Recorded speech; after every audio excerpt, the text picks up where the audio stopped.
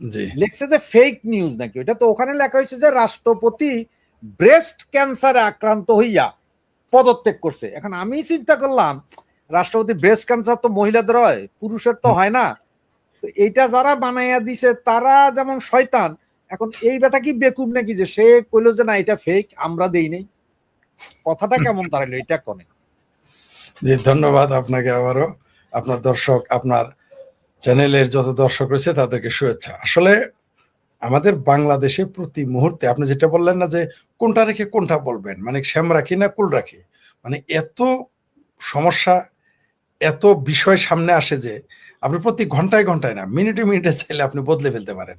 আপনি শিরোনাম দিবেন একটা, দিতে দিতে শুরু হয়ে যাবে আর এক আলোচনা। এই যে আমরা কথা বলতেছি এর মধ্যে হয়তো কিছু ঘটে যাচ্ছে যা আমরা এখনো, যেহেতু আমরা এখন নিউজে নাই, আমরা লাইভে আছি।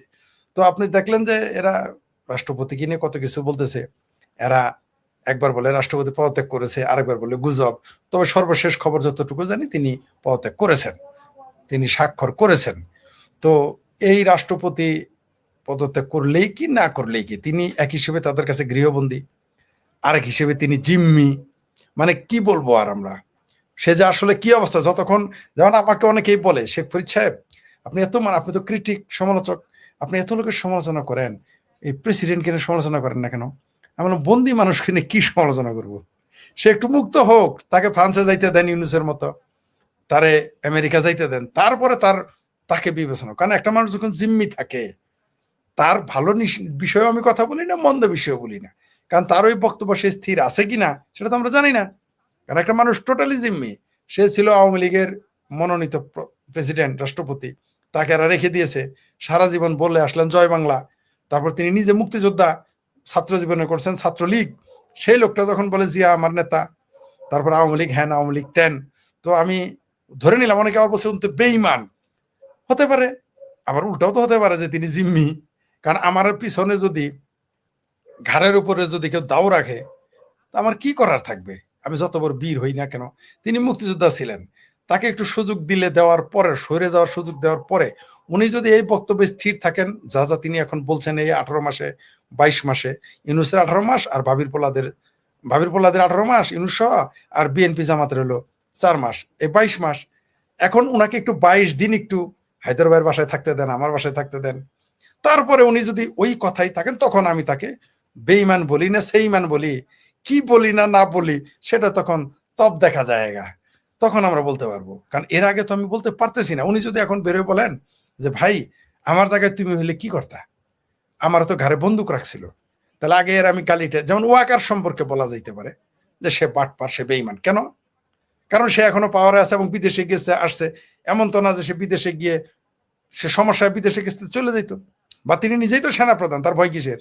তিনি নিজেই তো তক্তা উল্টে দিতে পারেন। সুতরাং ওয়াকার সাহেবের ব্যাপারে কোনো আপত্তি নাই যে আপনি তার বেঈমান, তিনি সবার পাছার নিচে বন্দুক ধরতে পারেন, তারটা ধরতে পারবেন তার নিচে, কারণ বন্দুক তো একমাত্র তার কাছেই, তার পশ্চাৎ দেশে হোক আর ঘাড়ে হোক, বন্দুক তো তার কাছে। বন্দুক তো তারেক রহমানের কাছে নাই, বন্দুক তো জামাতার আমিরের, বন্দুক তো চুপ্পু সাহেবের কাছে নাই, বন্দুক তার কাছে। বন্দুক কিন্তু শুধু যে চুপ্পু সাহেবের কাঁধে তা কিন্তু না, তারেক রহমানের কাঁধেও কিন্তু বন্দুক আছে, জামাতের কাঁধেও কিন্তু বন্দুক আছে, যতই কথাই বলেন।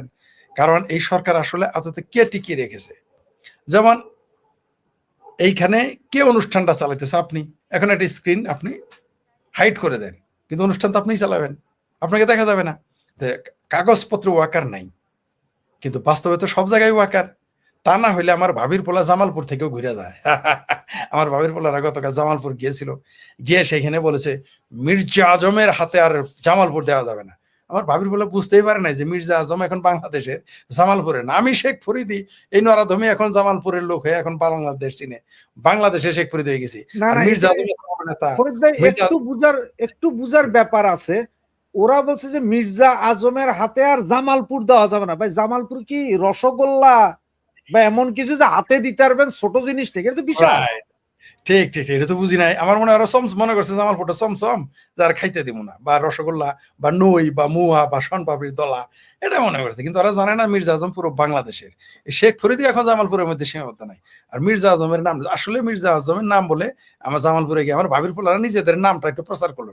তোর চিন্তা করে, এই যে আমি কথা বলতাম, ও যদি মির্জা আজম ভাইয়ের নামটা না নিত, তাহলে আমি ভাবির পোলাদের ঘটনা এখানে বলতাম, ওই জামালপুর ওর মতো কেসকি বান্দির পোলা গেলেই কি, আসলেই কি, না গেলেই কি, ওরকম বহু কেসকি বান্দির পোলা আসে, যায় যায় আসে, এটা কোনো ব্যাপার না।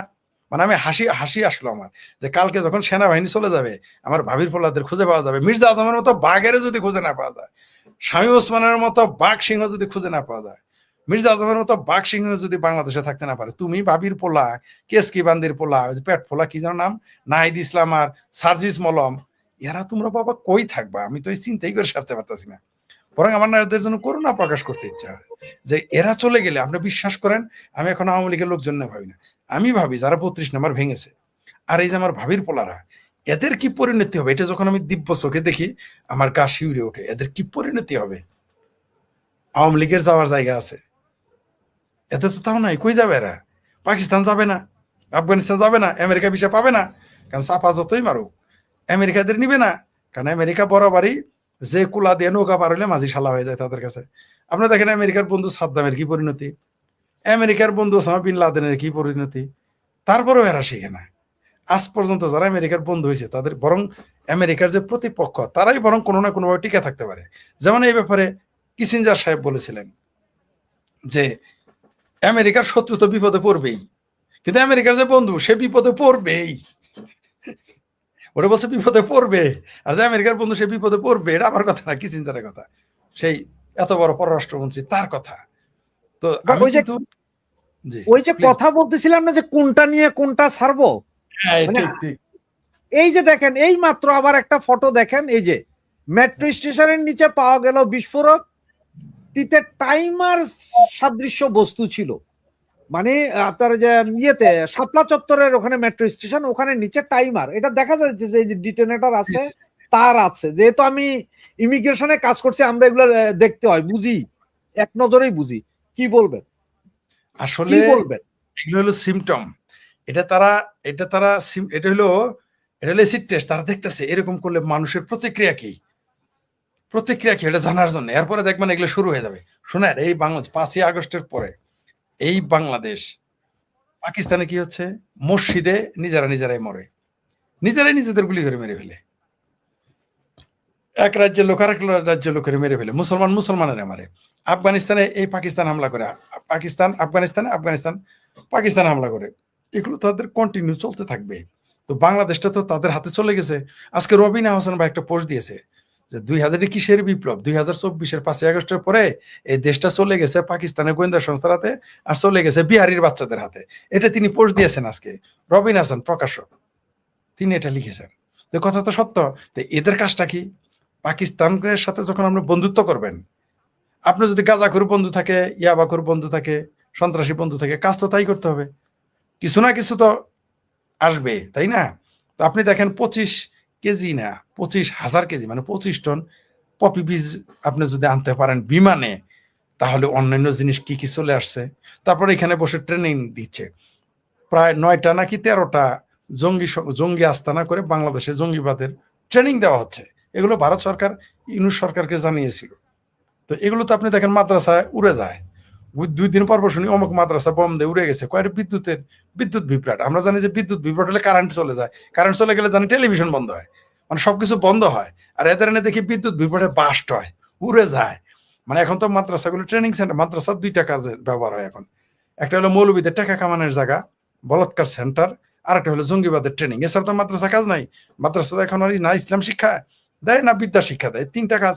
আবারও বলি মাদ্রাসার কাজ 3টা, প্রথম হলো তাদের ব্যবসা অর্থনীতি, যারা এটা আয়োজন করে, দ্বিতীয় হলো বলৎকার করে, তৃতীয় হলো সন্ত্রাসী জঙ্গিবাদের ট্রেনিং দেওয়া হয়। এছাড়া তো মাদ্রাসা কোনো কাজ নাই। আগে কিছু কাজ ছিল, এখন কোনো কাজ, আগে অন্তত মৌলবী বাড়াইতো, এখন তো মৌলবী বাড়ায় না। হয় এটা বাড়াবে মুক্তিযুদ্ধ বিরোধী একটা জঙ্গি, না ডাইরেক্ট জঙ্গি, এর মাঝখানে তো মাদ্রাসা থেকে জায়গা নেই, যে যতই গল্প করেন না কেন। আর আমাদের বাংলাদেশের ধনী মানুষগুলো আর আমাদের বাংলাদেশের নেতা যারা, তারা সবাই মাদ্রাসা বানায়, কিন্তু নিজেরা কোনোদিন নিজের সন্তান। আচ্ছা আমাকে একটা ধনী লোক বলেন, আপনার জানা মতে একজন ধনী লোকের কথা বলেন যিনি মাদ্রাসা তার সন্তানের জীবনে মাদ্রাসায় পড়াইছে? পড়ায় নাই, না পড়াইতে দিবে। এই যে এত পাকিস্তান প্রেম, জীবনে এরা পাকিস্তান যায়, এখন তো পাকিস্তানের ভিসা ফ্রি, যায় না কেন? আফগানিস্তান তো ভিসা লাগে না, যায় না কেন? যাবে কোথায়? ওই যে আপনার ফ্রান্সে, আপনি দেখেন এই যে ইউনূস সাহেব, সে ফ্রান্সে গিয়ে থাকে, সে চিটাগাং গিয়ে থাকে না, তার মাতৃভূমিতে সে থাকে না, ফ্রান্সে থাকে কেন? এই যে প্যানিক ভট্ট আপনার প্রতিবেশী, সেও ফ্রান্সে থাকে কেন? সে এখন বাংলাদেশের হলো গাউস কুতুব হয়ে গেছে, তার নাম শুনলে এখন তার নামে পানি পড়া খায় এখন জামাতি জঙ্গিদের অসুখ ভালো হয়, জ্বর ভালো হয়, সর্দি ভালো হয়, ঠিক আছে, তাদের পাইলস ভালো হয়। তো সেই পীর বাংলাদেশ আসে না কেন? এত ভালো দেশটা, মানে এই বাংলাদেশ যে এখন ভালো না, এই যে আপনার শিরোনাম কে দিয়েছেন ওটা আলাদা কথা, আপনি ঠিকই বলেছেন শুরুতে যে কোনটা রেখে কোনটা লাভ করি, শ্যাম রাখি না কোন রাখি। এই বাংলাদেশ এত ভালো, এই বাংলাদেশে এখন আসমান থেকে মান্না সালোয়া পড়ে আর জমিন থেকে সোনা দানা বাড়ায়, নদীগুলো হয়ে গেছে মধুর নদী, খালগুলো হয়ে গেছে দুধের, আর সাগর হয়ে গেছে মদের সমুদ্র। তারপরেও আমার ভাবির পোলাদের যে পিরানে পীর দস্তগীর ফ্রান্স থেকে আসে না, এই পিনাকি ভট্ট আসে না, তারপরে সে সাংঘাতিক ইলিয়াচ্ছা ওইখানে উবার চালাই খায়, গাড়ি চালাই খায়, বাংলাদেশে ফিরে না, অথচ বাংলাদেশটাই দুইজনের দখলে, তারপরেও তারা আসে না। তার মানে কি বাংলাদেশে কেউ যদি চেয়ারম্যান মেম্বার হয়, পোলারে নিয়ে কিন্তু ইউনিয়ন পরিষদে যায়, দেখ তোর পাপ এটা হয়েছে, বা তাদের আত্মীয় স্বজন ইউনিয়ন পরিষদে যায় দেখতে, আর এত বড় ক্ষমতাধর এমপি মন্ত্রী তাদের কথায় উঠে বসে লেফট করে। কিন্তু ভাবির পোলাদের যে মামু সাংঘাতিক ইলিয়াস, আর ভাবির পোলাদের যে খালু হিন্দু খালু হেদু খালু পিনাকি ভট্ট দেশে আসে না কেন? আসে না? আমরা তো ঘোষণা দিয়েছি আমরা যাবো ডিসেম্বরে, আমরা নাকি এত খারাপ? আমাদের পক্ষে জননেত্রী শেখ হাসিনা ঘোষণা করেছেন যে ডিসেম্বরে আমি আসতেছি। তিনি আসতেছেন মানে ঘোষণা দিয়েছেন মুক্তিযুদ্ধের পক্ষে সব মানুষ যাচ্ছে, তিনি ঘোষণা দিয়েছেন, তার নামে তার ফাঁসির অর্ডার হয়ে আছে, তার সঙ্গীদের ফাঁসির অর্ডার হয়েছে, আমাদের গেলেই নাকি ধরবে, কাটবে, মারবে, খাবে, গিলা পানি দিয়ে খাই ফেলবে। তারপর আমাদের নেত্রী ঘোষণা দিয়েছেন, বাংলাদেশের জননেত্রী শেখ হাসিনা ঘোষণা দিয়েছেন মুক্তিযুদ্ধের পক্ষের মানুষকে সাথে নিয়ে তিনি যাবেন বাংলাদেশে। কিন্তু প্যানিক ভট্ট কেন ঘোষণা দেয় না আসতাছি? সাংঘাতিক ইলিয়াস কেন ঘোষণা দেয় না আসতাছি? তালমে কুস্থ কালা হায়। আবার এদিক দিয়ে ভাবির পোলাদের পাসপোর্ট রেডি, ভাবির পোলাদের জিন্দা ভাবির পোলাদের বউ চলে যেতে চাইতেছে, মুর্দা ভাবির পোলাদের বউ শুনি কেউ লন্ডনে আমেরিকা সুইজারল্যান্ড পালানো শুরু করে দিয়েছে। আমরা এটা শুনতেছি। তার মানে কি দেশের অবস্থা ভালো নেই? আমরা যে বলি দেশের অবস্থা এত ভালো, আমাকে কালকে একজন জিজ্ঞেস করেছে যে দেশের অবস্থা ভালো না এক অক্ষরে এক বাক্যে জানান। আমার বলছে আপনি তো অনেক কথা বলেন, ঘন্টার পর ঘন্টা, এক বাক্যে জানান তো। আমি বললাম দেশ যে ভালো না তার প্রমাণ হইলো পাখি বিজি ইলিয়াস আসে না, দেশ যে ভালো না তার প্রমাণ হইলো এই যে পিরানে পীর দস্তগীর চিঙ্কুবাম পিনাক ভট্ট আসে না। বলে আপনি তো চমৎকার একটা কথা বললেন যে তাই তো, যদি দেশের অবস্থা আসলেই ভালো থাকতো তাহলে তারা কি বসে থাকতো? কখনোই বসে থাকতো না।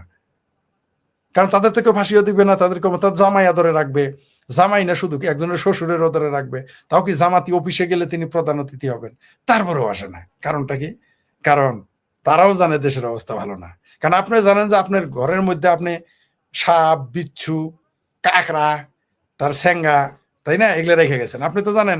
তো আপনি তো ওই ঘরে আসবেন না, মাইসের তো কইতেছেন ঘরটা খুব ভালো খুব ভালো, কিন্তু আপনি তো জানেন অনেক কি রেখেছেন। তো ওই যে একটা স্যাঙ্গা পিঁপড়া কাকড়া, ওই যে একটু আগে ছবি দেখালেন, এগুলো হলো সিমটম, কিছুদিন পর শুরু হবে আর উন্মাদ হয়ে যায়। এই বাংলাদেশের মানুষের না সুখে খাইতে ভূতে গেলে, এটা অনেকেরই হয় এরকম। আপনি কি একটা জিনিস চিন্তা করছেন, এই যে ডেটোনেটর দিয়া, কারণ হচ্ছে যে আপনার এই এক্সপ্লোসিভ ডিভাইস বলতে যেটা বুঝায় সেইখানে একদম ঠিকই আছে যে তার থাকতে হবে এবং কোনোটার সাথে সংযোগ থাকতে হবে, যেই জিনিসের সাথে সংযোগ থাকতে হবে ওইটা হচ্ছে ডেটোনেটর।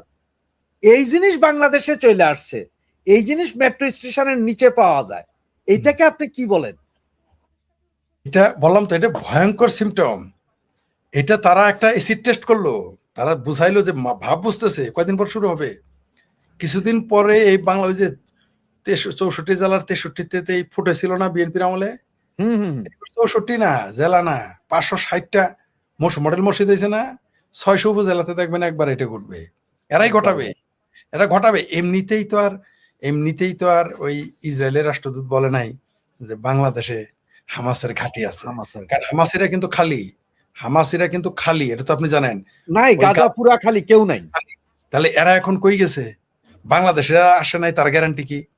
এরা যে বাংলাদেশে আসে নাই, তার মধ্যে সরকার কি বলছে? ফিলিস্তিনিদের অনলাইন ভিসা কোনো বিরক্ত করা যাবে না, বলেছে কিনা?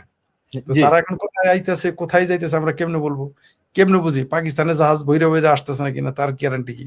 তবে এই বাংলাদেশটা আসলে অন্ধকারের মধ্যে চলে গেছে, অন্ধকারে ডুবে যাচ্ছে।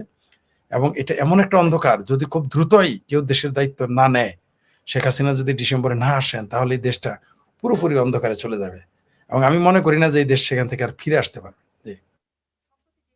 ভাই, একটা লোক একটা কমেন্টস করেছে, আপনি নাকি আজকে কোন এক ইউটিউব চ্যানেলে গিয়ে বলেছেন যে বিএনপির বর্তমান মন্ত্রিসভার অনেকেই নাকি শেখ হাসিনার সাথে যোগাযোগ করে। এই হ্যাঁ। ব্যাপারে কিছু বলেন, ওনার একটা অনুরোধ ওই ভাইয়ের। শুনেন তারেক রহমানের যে শেখ হাসিনার ফোন দেয় না, এই গ্যারান্টি এটা আপনি কেমনে মনে করেন, কিভাবে বুঝলেন? এগুলো যদি অনুমান, আমরা জানি না, প্রমাণ করতে পারবো না, আপনি কি করে বুঝলেন হবে না? যোগাযোগ থাকতেই পারে, কারণ এই যে রাষ্ট্রদূতরা সকাল বিকাল দৌড়াদৌড়ি করতেছে, কেন কেন আসতেছে?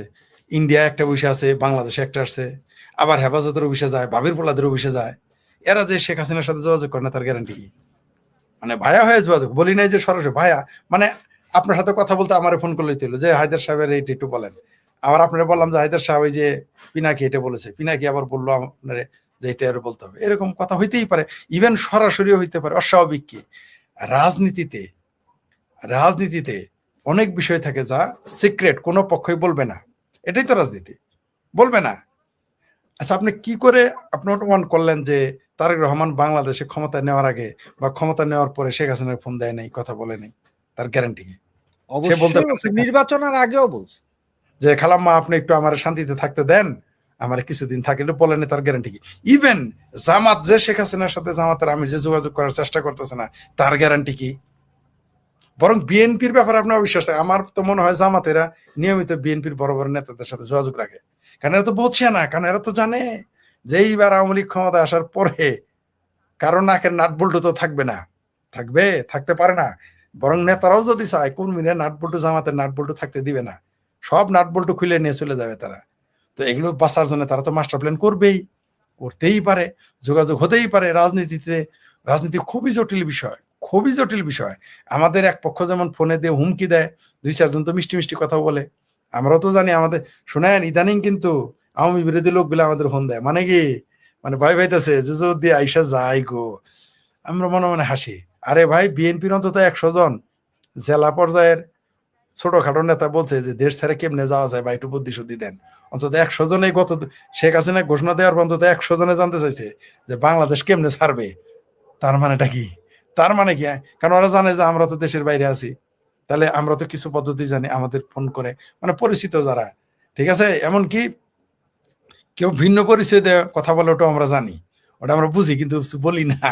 আমরা এরকম দুই চারজনকে চিনি, যখন কথা বলে দুই চারজন তো পরিচিত, আমরা বুঝতে পারি কে কথা বলে, কেন বলে, কি উদ্দেশ্য বলে, যখন জানতে চাই। যেমন আমাকে একজন গতকাল পরশু দিন স্যার জিজ্ঞেস করছে, বলছে যে আপনি আমারে বলেন যে শেখ হাসিনা যে বাংলাদেশে ঢুকবে, এটা কি করে সম্ভব? একজন বিএনপি পন্থী নেতা বলেছে। আমি বললাম যে 4 তারিখের মানে 4 আগস্ট, আচ্ছা 4 আগস্ট বাদ দেন, বলছি যে ভাই আগস্ট মাসের 1 তারিখে কি আপনি বুঝতে পারছিলেন যে শেখ হাসিনার সরকার থাকতেছে না? কয় না, বুঝি নাই। আমি বললাম 1 তারিখের আগস্টে কি ভাবছিলেন তারেক রহমান বাংলাদেশের প্রধানমন্ত্রী হবে? কয় না, ভাবি নাই। কই রকম ভাবতে পারবেন না শেখ হাসিনা কিভাবে আসবে? তিনি ঘোষণা দিয়েছেন তিনি আসবেন, তার কোনো উপায় নাই, আর ঘোষণা দেওয়ার পরে আসতে হবেই। আমি বারবার বলেছি, সে জননেত্রী শেখ হাসিনা ঘোষণা দিয়ে এক ঢেলে তো 2 পাখি মারা শুনছেন, 3 পাখি সর্বোচ্চ। জননেত্রী শেখ হাসিনা এক ঢিলে সব পাখি মেরে দিছে। কিভাবে? প্রথমে ইউনূস সরকারকে চ্যালেঞ্জ করেছে, তুই বেটা কে, আমি যাইতেছি দেশে, দেখ। তারপরে বিএনপি সরকারকে চ্যালেঞ্জ করেছে, তোমরা আমার বাড়ি দিছো, কোন কচুটা হয়েছে, আমি যাব। তারপরে তার কর্মীদেরকে তিনি চাঙ্গা করেছেন। তারপর তিনি সারা বিশ্বকে মেসেজ দিয়েছেন, আমি যাব। তিনি মেসেজ দিয়ে ফেলেছেন সারা পৃথিবীকে। তার মানে কি, সব। আর বিনিয়োগকারীদের বলে দিয়েছেন বাংলাদেশে বহুত ঝামেলা আছে, আমি যতক্ষণ না যাবো বিনিয়োগ করো না। বিনিয়োগ হবে না দেশ। তারেক রহমান আজকে বলছে না, আমার দেশে আসেন বিনিয়োগ করেন। কোন কারোর পাগল কোথায় কামড়াইছে নাকি বাংলাদেশে কেউ বিনিয়োগ করো? তারেক রহমান বিনিয়োগ করুক না দেখি। তার যে লন্ডনে টাকাটি নিয়ে গিয়ে চলতো, ওই টাকাগুলো সে এখানে বাংলাদেশে বিনিয়োগ করে দেখাক একটা কিছু। কারণ সে নিজেও জানে বিনিয়োগ ফিরে আসবে না। আর ব্যবসায়ীরা তো অত পাগল নয়। ব্যবসায়ীরা বিনিয়োগ সেইখানে করে যেখান থেকে বিনিয়োগটা ফিরে আসবে। আর এই যে মার্কিন, আপনি যে শিরোনাম দিয়েছেন যে মার্কিন রাষ্ট্রদূতের দৌড়ধাপ, পর্দার আড়ালে কি ঘটছে, বহু কিছু করে। পর্দার আড়ালে কেন, পর্দার সামনে আসছে। এই দেখেন, হেফাজতের নেতার সাথে। না। ফরিদ ভাই একটু, আমি ওই জায়গাটাই একটু, এই যে মার্কিন রাষ্ট্রদূত বা বিভিন্ন দেশের যত দুগ্ধ আছে আর কি, এদের দৌড়ঝাঁপ নিয়ে কথা বলার আগে আপনার একটু কয়েকটা মিনিট সময় নেই। এর আগে আমাদের একটু জামাতি দুধের ব্যাপারে একটু কথা বলি। দেখেন আপনি, এই যে ওনার এই ছবিটা তো আপনারা সবাই জানেন, আমার দর্শকরাও দেখতেন, এটা ব্যাপক ভাইরাল। জি জি, এইটার পরে আজকে ওনাদের এই যে জামাতের 7টি আসনের 2 কি লিখছেন, মেয়েটি নিজেই এমপি গাজী নজরুলের সেবা করতে চেয়েছিলেন। ও তাই সেবা বাধ্য হয়ে তার বাবা মা বিয়ে দিয়েছিল এমপির সাথে, কাজটি ছিল অসামাজিক, অনৈতিক নয়, অনৈতিক নয়, অসামাজিক। সমাজে এখন আমি এরপরে এরপরে আরেকটা কথা বলি, ওই যে পাটোয়ারি একটা আছে না, সে বললো যে জামাত নেতা যা করেছে এগুলো ভাইরাল করা উচিত হয় নাই। ও ওনারে ঠেকাইছিল, ওনার বিষয়ে কথা বলতে ওনাকে ডেকে কথা বলতেন। ও আওয়ামী লীগ সরকারের আমলে করে ভাইরাল হয়ে যেত। এখন দেখি যে বিএনপিও সেম ঘটনা করে। তার মানে কি এগুলো ভাইরাল হলে ইসলাম খতরে মে যাতা হয় ভাই? আপনার কি মনে হয়? প্রথমত ওই যে জামাতের সাতক্ষীরার তো সে 2 নাকি 3, দুই। তো 2 নম্বর মানুষই তো 2 নম্বর। শুনেন, চোরে আমগরে গ্রাম বাংলা একটা কথা আছে না, চোরের সাক্ষী কে দেয়? গাইড কাটা। ওরও দেখেন এই আকাম কুকামও করে, তাই ওটা যায় জাগি করে রাখলো যে শালা ধরা পড়লে যাতে কেউ প্রকাশ না করে। ওগুলো পাঠ পারি আমরা। নজরুল এই গাজী নজরুল ইসলাম এমপি, জামাতের যে এমপি, অনুরোধ আসর এমপি, সে শুধু তো লম্পট তা তো নয়, সে তো ডাকাত ছিল। তার এলাকার সাবেক এমপি, জাতীয় পার্টি, সে বলছে আজকে যত ডাকাতি করতো জামাত প্রতিবাদ করছে, এই কথার সাহস পাইছে।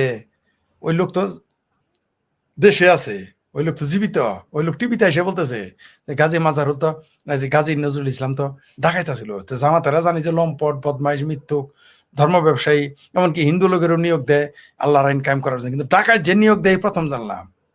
এবং এই আমি প্রথমে ভাবছিলাম নিউজটা বোধহয় ফেক, পরে বারবার এখন সব মিডিয়াতে এসেছে। লাইভে তিনি বলেছেন যে গাজী মাজারুল, সরি, গাজী নজরুল ইসলাম ছিল ডাকাত। তো জামাতের এই ডাকাইতের এখন এটা কি বলবে এই লোক, যে ডাকাতিটাও কি অসামাজিক তবে অনৈতিক নয়, এটাও বলবে? মানে এদের দেখেন কত বড় বেহায়া জামাতিরা, মানে এদের লাজ লজ্জা কিচ্ছু নাই। এত বড় অপরাধ, তার দল তাকে বহিষ্কার করলো। আবার দেখেন শব্দটা তাকে সেবা করতে গিয়েছিল, আলাপ শুনছেন? মানে বললাম তো আপনাকে, বেহায়া, বেলাজ, ঠাড়া বড়া মিথ্যে গেলে হবে না, ঠাড়া বড়া মিথ্যা কথা বলতে হবে, ধর্ম ব্যবসায়ী হইতে হবে, ধর্মের ব্যাখ্যা করতে হবে, রাজনীতির অপব্যাখ্যা করতে হবে, আকাম কুকাম করতে হবে।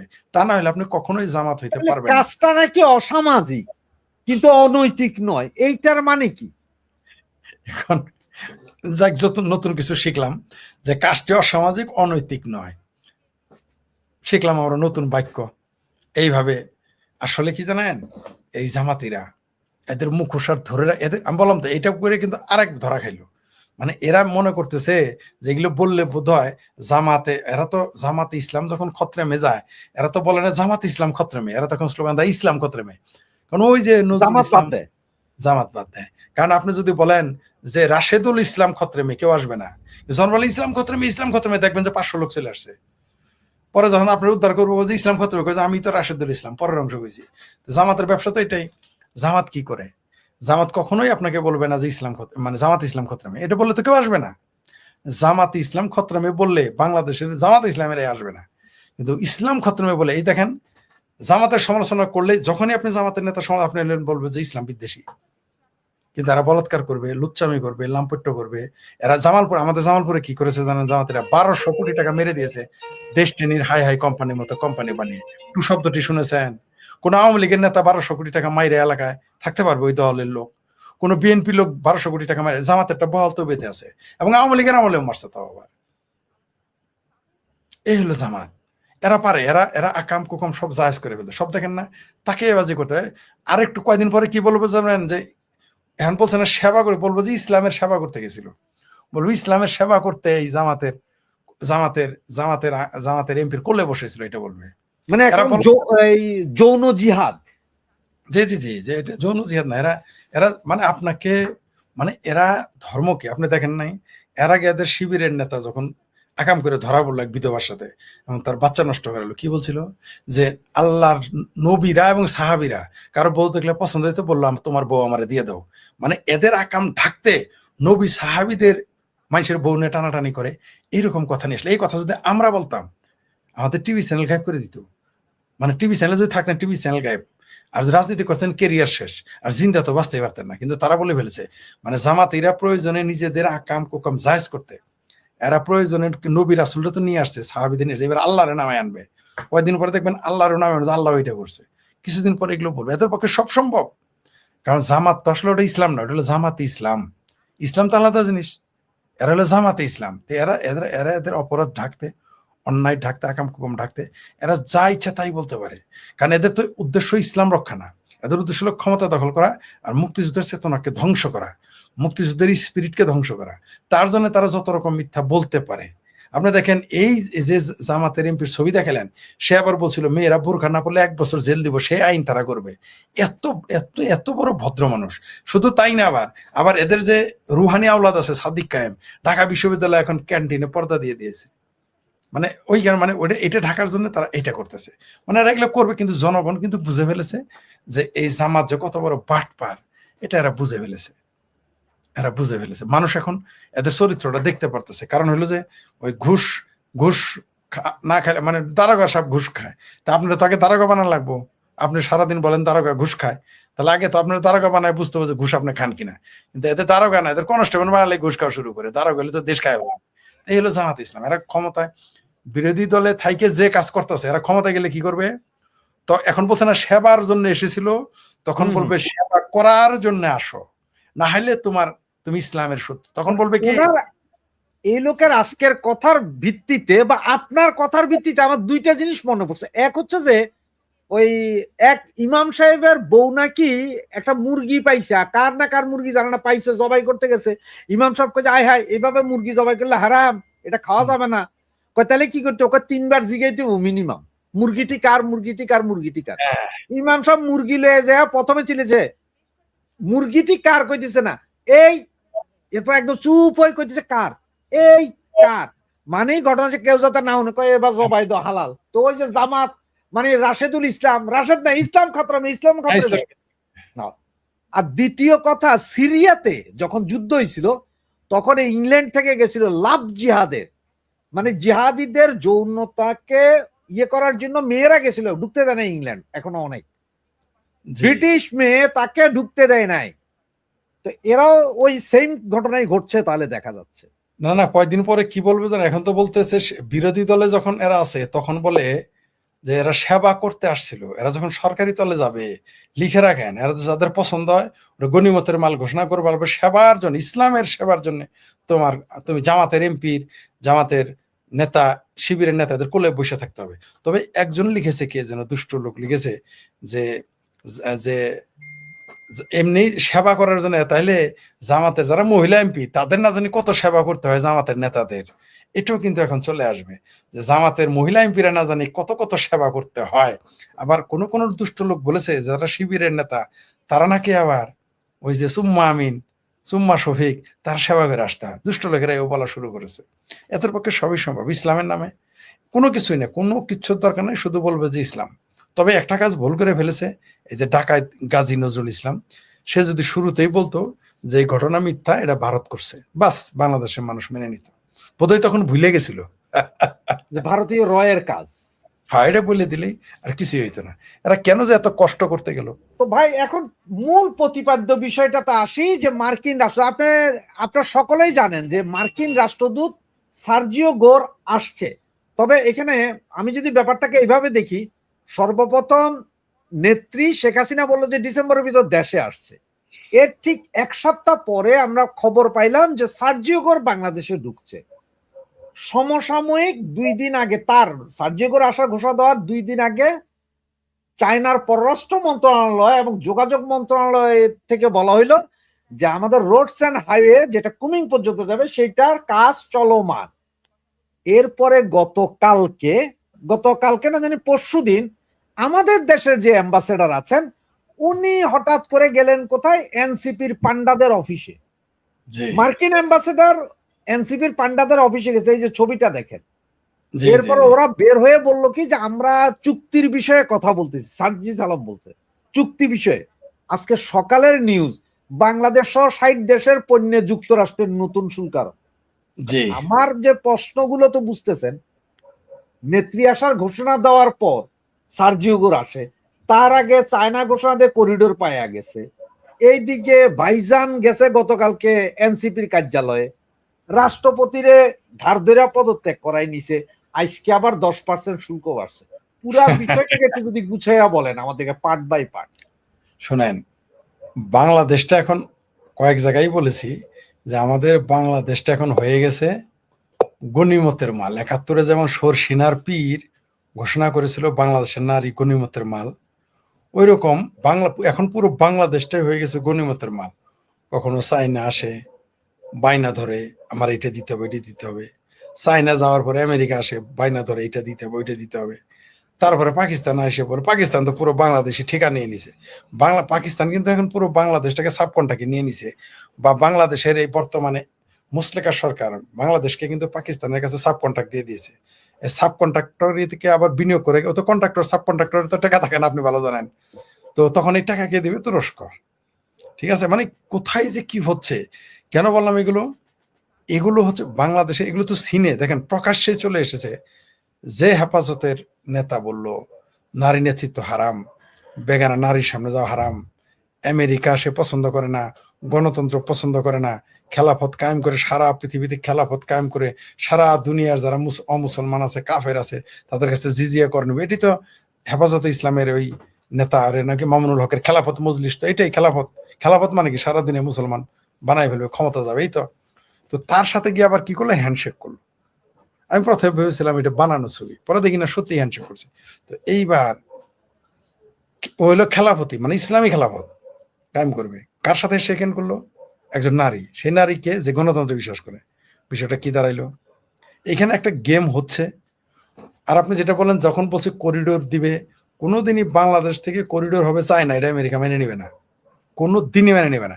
ঠিক যেমন আমেরিকা যদি ওই মানবিক করিডোরের নামে যদি আমেরিকাকে করিডোর দেয় বার্মা যেতে, সেটাও আমেরিকা মেনে নেবে, সেটা আবার চীন মেনে নেবে না। এখানে মন্ডলে মন্ডলে লেগে গেছে।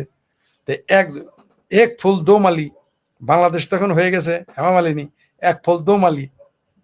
ফুল তো একটাই, মালি তো দুইটা। কয়দিন পরে আরো 2-4টা ছোট ছোট মালি আসবে, তাই না? মানে শুধুমাত্র এটা থাকলে তো হবে না, কেন বড় বড় মালি যদি মিস করে তাহলে ছোট ছোট মালিরা চলে আসবে। এই বাংলাদেশ এটা ঘটবে, ঘটতে থাকবে। আর এরা যে আসছে, প্রেসিডেন্ট রাষ্ট্রপতিকে ঘেটি ধরে হোক আর পায়ে ধরে হোক আর ডর দেখায় হোক আর ভালোবাসে হোক সরাইছে। একজন নতুন প্রেসিডেন্ট নির্বাচন হবে, নির্বাচিত হবে, হওয়ার পরে কি করবে? ওইখানে দেখবেন একটু ঝামেলা হবে, যদিও সংখ্যাগরিষ্ঠতা দিয়ে পার করে নিয়ে যাবে রাষ্ট্রপতি। দেখবেন সংসদে কি কি ঘটে, রাষ্ট্রপতি নির্বাচনে কি এরা নাটক করে দেখতে পারবেন। যাই হোক, এরা তাদেরকে নতুন রাষ্ট্রপতি আসবে, আসার কেন আসতেছে? এই রাষ্ট্রপতি এখন সাইনার হবে, নাকি আমেরিকা বাইনা ধরবেন রাষ্ট্রপতি আমার বানাও, নাকি জামাত বলবে না তুরস্ক পাকিস্তান যা বলে তাই। তো এগুলো মিউচুয়াল করার জন্য আসছেন। পাশাপাশি আবার শেখ হাসিনা আসতেছে, এই ভয় দেখাবে তোমরা ঐক্যবদ্ধ হও, ঝগড়া বিবাদ কইরো না, এগুলো বোঝানোর জন্য আসছে। এই যে রাষ্ট্রদূতগুলো আসছে বিভিন্ন ইউরোপের, আমেরিকার, ব্রিটেনের, এরা আসছে কেন জানেন? এরা আসছে তাদের যে গোলাম যাদের এখানে রেখেছে, তাদের পাপেটগুলো, এই পাপেটগুলোর মনোবল চাঙ্গা করার জন্য তারা আসছে। তোমরা বাবা ভাই বোন আমরা তো আছি, কিন্তু এই পাপেটরা জানে না যথা সময় যখন পুরো জাহাজ সমুদ্রে ডুববে, তখন কে কারে বাঁচায়? তখন তো খোদ ক্যাপ্টেনই বাঁচে না, তাই না? ওই জাহাজের ক্যাপ্টেন যে চালায় সেই তো মরে আগে, সেই তো আগে ডুববে। ইউনূস সাহেবও বাংলাদেশে আছেন এই মুহূর্তে। হ্যাঁ, মানে চেষ্টা করবে। এখানে অনেকের নাম শোনা যাচ্ছে, কিঞ্চিত কিঞ্চিত নিপু নিপু করে চলতেছে, যে ডাস্টবিন শফিকও মনে মনে চাইতেছে বানানো যায়। কিন্তু ইউনূস রাষ্ট্রপতি হইলেই খেলাটা কিন্তু জমে যাবে, বুঝতে পারছেন? আরো জমে যেত। ইউনূসকে যদি রাষ্ট্রপতি বানায়, তাহলে খেলাটা আরো বেশি জমে যাবে। এটা হওয়ার দরকার।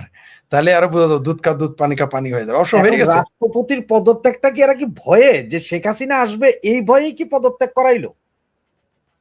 কয়েকটা কারণ আছে রাষ্ট্রপতিকে পদত্যাগ করার, কয়েকটা। সেটা হলো তাদের খায়েশ থাকতে পারে না, অনেকদিন তো আওয়ামী লীগের এমপি থেকে গেল, আওয়ামী লীগের মনোনীত প্রেসিডেন্ট থাকলো, এবার একটু আমাদের প্রেসিডেন্ট, এটা একটা খায়েশ থাকতে পারে। আর আপনি যেটা বললেন যে শেখ হাসিনা আসতেছে, একটু ভীতি থাকতেই পারে। কারণ শেখ হাসিনাকে প্রেসিডেন্ট রাখা মানে কি? উনি যদি এসে ঘোষণা করে আমার প্রেসিডেন্ট তো আছে, প্রধানমন্ত্রী আমি, কিঞ্চিত এই ভয়টাও কাজ করতেই পারে। অলরেডি কেউ কেউ দুষ্ট লোকেরা বলতেছে যে শেখ হাসিনাকে ভারতে প্রধানমন্ত্রীর মর্যাদা দিয়ে রাখছে, তাহলে প্রেসিডেন্ট তো আছেই। দেখেন টুপ করে যদি শেখ হাসিনা ডিসেম্বর এসে বলে আমি তো প্রধানমন্ত্রী, এই যে আমার রাষ্ট্রপতি আছে, কারণ রাষ্ট্রপতির, প্রধানমন্ত্রী অ্যাবসেন্সে রাষ্ট্রপতি চালাইতেই পারে, এটা তো আইন আছে। দেন ভয় পেয়ে গেছে, এই জন্য ভয় পেয়ে গেছে। এই ভয়ে মনে করেন এটা একটা কারণ হইতে পারে, অস্বাভাবিক কিছু না। আরেকটা কারণ থাকতে পারে, সেটা হলো যে যে তারা আসলেই পরিবর্তন চাইতেছে। কেন চাইতেছে? কারণ যে বললাম যে তারা কতদিন আর অন্যের বিয়ের মুখ দেখবো, নিজের বিয়ে রাখতে চাইতেছে, এ আশায় তারা বসে আছে। কারণ যে কোনো সময় প্রেসিডেন্ট যে কোনো রকম সিদ্ধান্ত নিতে পারে, তাই না? তখন আপনি কি করবেন? কারণ প্রেসিডেন্ট যদি কোনো রকম একটা ভুল, যেমন আমার ধারণা এরপরে এরা সেনাপ্রধান পরিবর্তন করবে, তাহলে একই সেনাপ্রধান একই প্রেসিডেন্ট থাকে, যে কোনো মুহূর্তে এরা তো আবার যে কোনো মুহূর্তে, আচ্ছা কেউ যদি 20 টাকায় বেচা হয়ে থাকে, সে তো তার 40 টাকা দিলেও তো বেচা হইতে পারে, আবার যে 40 টাকাতে কিনবে সে আরেকজন এসে যদি 100 টাকাতে বেচা হয়ে যেতে পারে। এই এরপরে দেখবেন যে ওয়াকারে সরাবে, মানে সমূহ সম্ভাবনা রয়েছে আস্তে আস্তে ফরিদ সরাবে। ভাই, আপনার কি মনে হয় না যে এই রাষ্ট্রপতি জানতেন যে ওনারা পদত্যাগ করানো হবে যে কোনো সময়? এটা তিনি জানতেন। এটা জানতেন, এটা তাহলে উনি যখন লন্ডনে আসছিলেন তখনই তো বেটা বেকুব এখান থেকে পদত্যাগ পত্র পাঠিয়ে দিতে পারতেন। উনি যদি লন্ডন থেকে না ফিরে যেতেন, তাহলে বাংলাদেশের পুরো দাবার পাশার দান উল্টে যেত, উল্টে যেত। তিনি এটা করেন নাই। কেন করেন নাই তা আমরা জানি না, কিন্তু তার করা উচিত ছিল, তার করা উচিত ছিল। তাহলে তার উপরে যে যে বেইমানির যে তকমাটা, এটা থাকতো না। সেই জন্য তো তার আওয়ামী লীগের লোকজন বেইমান বলতেছে, কারণ তিনি তখন সরে যেতে পারতেন। তিনি তিনি আগারটাও খাবেন, গাছের গুড়ারটাও খাবেন, তা তো হবে না। লন্ডন যখন গিয়েছিলেন, তিনি যদি বলতেন যাবো না, তার কি জোর করে বাইন্ধে নিয়ে যাইতো? পারতো না, নিতে পারতো না। উনিও থেকে যাইতেন, আবার তিনি লন্ডন থেকে এসে প্রেসিডেন্ট হইতেন, কোনো বরং আর আন্দোলন তখন চাঙ্গা হইতো এই দেশে। ফরিদ ভাই, তো এটা আপনার কাছে আমার সর্বশেষ একটা প্রশ্ন, এরপরে আপনাকে ছেড়ে দিব। আমি বুঝতেছি আপনার বসে থাকতে আসলে কষ্ট হইতে, সারাদিন এভাবে পারা যায় না, এটা আমি নিজেও বুঝি। এখন আপনার কাছে সর্বশেষ প্রশ্ন যেটা, সেটা হচ্ছে যে ককরোচ জনতা পার্টি, এই আমি ককরোচদের এই মুহূর্তে অবস্থান কি? আবার ওই আমাদের এই দেশেই একটা ওই টম বয় আছে না, টম বয় মার্কে একটা গায়িকা আছে, পুরুষ না মহিলা আমি জানি না, আমার মনে হয় যেন টম বয়, মানে হাফ পুরুষ হাফ মহিলা।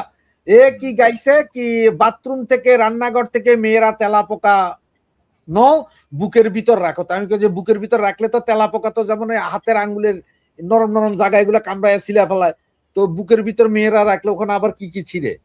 এই গান টানো গাইছে, বিশেষ সার্ভিস মলময় স্ট্যাটাস দিছে। আসলে এখন পরিস্থিতি কি? নরেন্দ্র মোদী কি পালায়া গেছে অলরেডি, নাকি এখনো বিমান পায় না?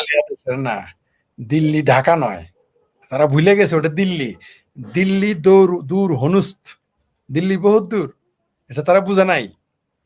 এরা মনে করেছে যে ওইখানেও একটা ওয়াকার আছে, ওইখানেও একটা ইউনুস আছে। যদি সব স্ক্রিপ্ট এক, আপনি দেখেন নায়ক নায়িকা গায়ক গায়িকা, তথাকথিত সেলিব্রিটি, তথাকথিত মানবাধিকার কর্মী, তথাকথিত গণতান্ত্রিক কর্মী এখানে গিয়ে হাজির, তাই না? আমরা দেখলাম। কিন্তু এটা ভারত, ওইখানে গণতান্ত্রিক পদ্ধতিতে আপনাকে সরকার পরিবর্তন করতে হবে। আপনি চাইলে ওইখানে কেউ এসে বলবেন না আউযুবিল্লাহি মিনাশ শাইতানির রাজিম বিসমিল্লাহির রহমানির রহিম, আমি ঘোষণা করলাম আমি বাংলাদেশের প্রেসিডেন্ট।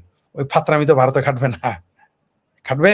অথবা ওখানকার সেনাপ্রধান ওয়াকারের মতো এসে বলতে পারবেন না যে নরেন্দ্র মোদী সাহেব আপনি বিমানে উঠেন, আপনি দুবাই চলে যান অথবা আপনি রাশিয়া চলে যান, বললেই তো আর যাবে না। কারণ ওই দেশের সেনাপ্রধান প্রতিরক্ষা মন্ত্রীর অফিসে গেলে পারমিশন নিতে হয়, তাকে পারমিশন নিতে হয়, স্যার আমি আসবো, একটা অ্যাপয়েন্টমেন্ট দিবেন। প্রতিরক্ষা মন্ত্রীর বেলায় এই দশা ঘটে, তাহলে 3 দিন আগে অ্যাপয়েন্টমেন্ট নিতে হয়। তাহলে প্রেসিডেন্টের সাথে দেখা করতে, প্রধানমন্ত্রীর সাথে দেখা করতে কি অবস্থা, আর প্রেসিডেন্টের সাথে দেখা করতে ওই যে সেনা প্রধানের কি? এর মানে এই না যে তারা সেনা প্রধানদেরকে অবমূল্যায়ন করে, তা না। অর্থাৎ যার যার কাজ, ভারতে হলো যার কাজ তারই সাজে, অন্য করলে ঝাঁঝর বাজে। আপনি দেখেন বাংলাদেশে পর্দার পিছনে হলো সেনাবাহিনী, আর পাকিস্তানে পর্দার সামনে হলো সেনাবাহিনী। ভারতে কোনোদিন শুনেছেন সেনাবাহিনী কু করেছে? করে নাই, কোনোদিন করবেও না।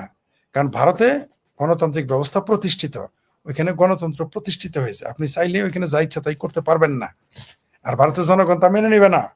ভারতের অবকাঠামো, রাষ্ট্র মানে রাজনৈতিক কাঠামো আমাদের বাংলাদেশের মতো তো না, এমনকি ভৌগোলিক পরিবেশ তো তাই না।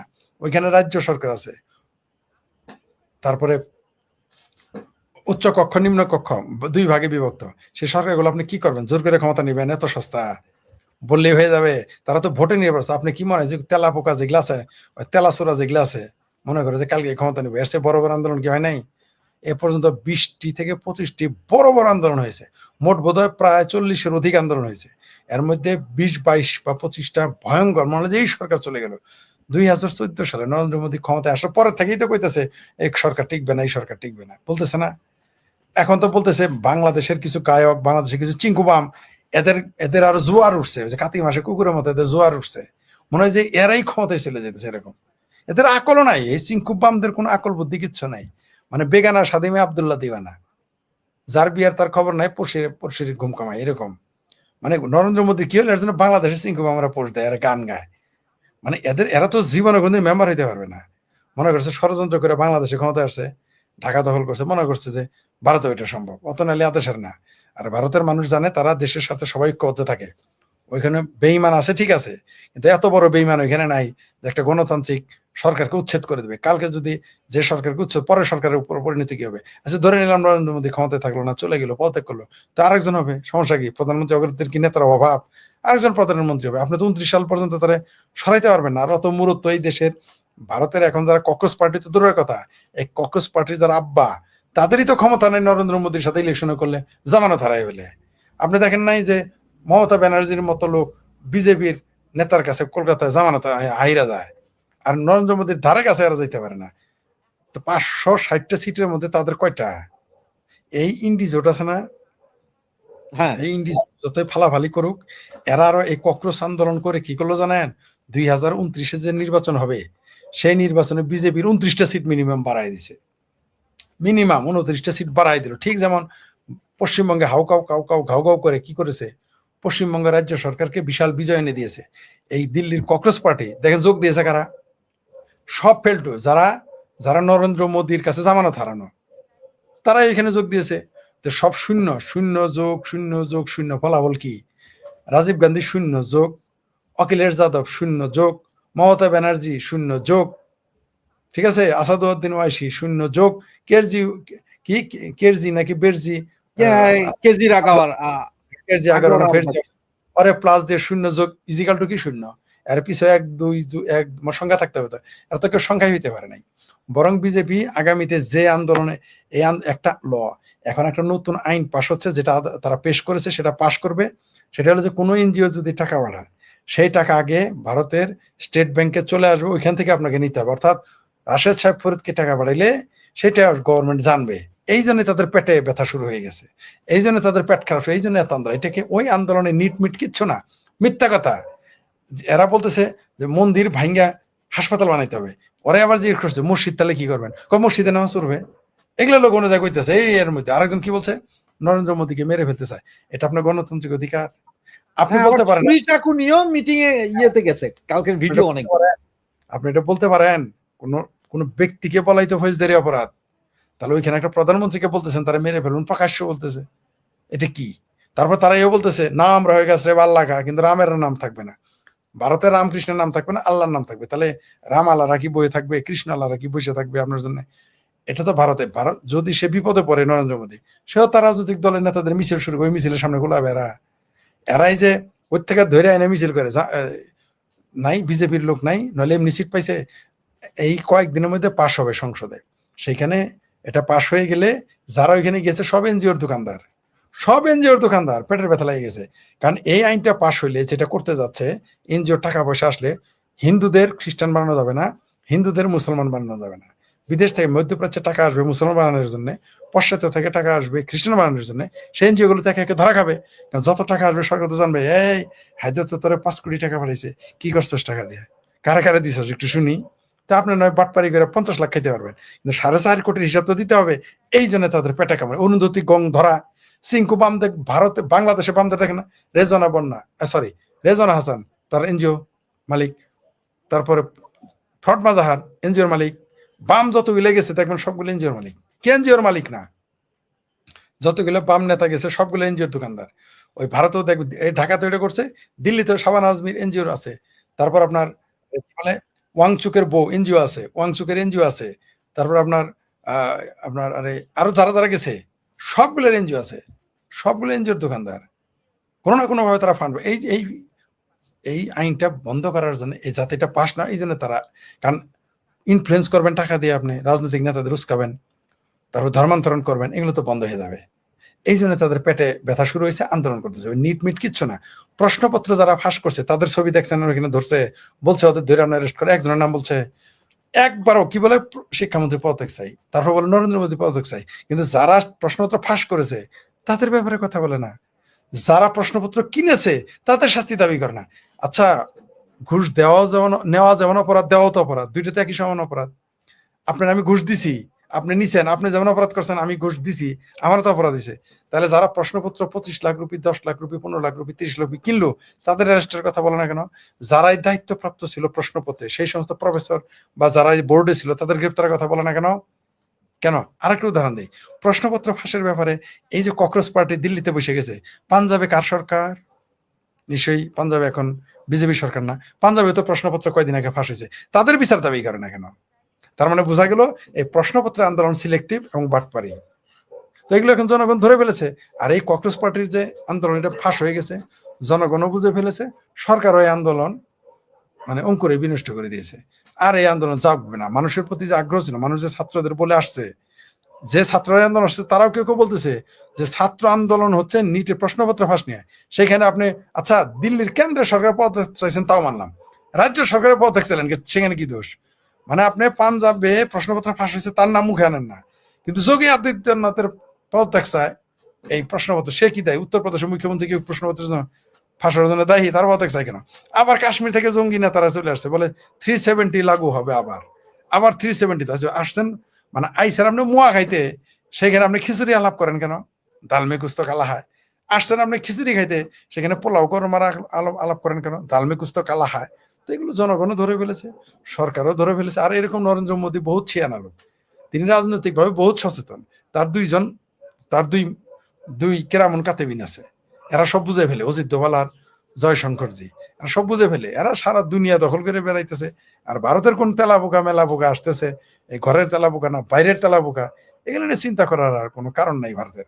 আর ভারত যদি কোনো কারণে, আপনাকে আমি আর 3 মিনিটে শেষ করে দিতেছি, 47 মিনিট হয়ে গেছে। আপনি এও বলেছেন ঠিকই যে আমি শারীরিকভাবে কিছুটা ক্লান্ত। সেটা হলো যে যদি কোনো কারণে এই ককরোচ পার্টি জিতে যায়, মানে এদের এই তথাকথিত আন্দোলন, এই দেশ বিরোধী আন্দোলন সফল হয়, ভারতটাই টিকবে না। যদি এই ককরোচ পার্টির সাথে যারা আছে, তারা যেদিন ক্ষমতায় যাবে, সেদিন দেখতে পারবেন ভারতের হিন্দুদের কপালে কি ঘটে। এই তথাকথিত যেদিন বিজেপি সরকার থাকবে না, সেদিন ভারতের হিন্দুরা বুঝবো নরেন্দ্র মোদী থাকলে কি হয়, না থাকলে কি হয়। যেদিন যোগী আদিত্যনাথ থাকবে না ক্ষমতায়, সেদিন উত্তরপ্রদেশের হিন্দুরা বুঝবো যোগী থাকলে কি হয়, না থাকলে কি হয়। যেদিন